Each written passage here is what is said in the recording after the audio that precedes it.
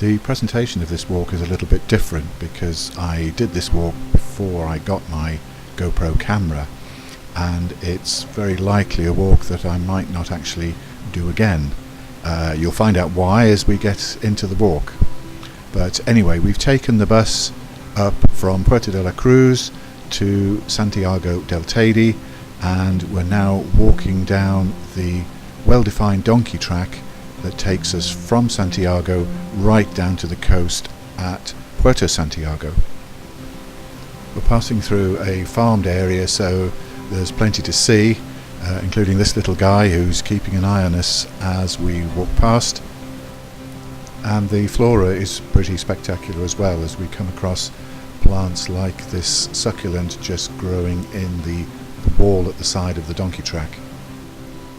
Just as we pass the little town of Tomaimo, we see on the right what we're really looking for, which is the entrance into this tunnel, which is going to take us into the Barranco Seco. It's over 1 kilometre long and pitch black inside, so we must have a head torch with us, and we must take care all the way along the route. After about 20 minutes or so walking, we can literally see the light at the end of the tunnel, and we come out about 2/3 of the way up the Barranco Seco. The Barranco is a pretty moody and mysterious place, and it's likely that we'll be the only people walking it today, because most will go into the neighbouring Barranco of Masca, much more popular. Although it's called Seco, which means dry, there's a lot of vegetation in the Barranco, and also some spectacular caves which really give drama into the landscape. We're looking for the entrance to a second tunnel, which is actually at the base of this very dramatic looking rock formation on the left hand side of the Barranco. It's not as long as the first tunnel, but it's pitch dark in there, so we need the head torches on, and we also need to take care. This is the entrance we're looking for. I should say perhaps that this route, although it's in some of the guidebooks, you won't find any official signs or maps for this particular route from the local authorities, because it's not particularly encouraged as a route, and you'll find out why pretty soon. This is where the walk gets really challenging, because the second tunnel brings us out about halfway up the Los Gigantes Cliffs. These cliffs are between 500 and 800 meters high and are pretty much sheer into the sea, so it seems almost incredible that there is a path roughly halfway up, but indeed there is, and that's the path we're going to take. As we set off along the cliff path, we can see Los Gigantes town and its marina in the distance. That's our destination.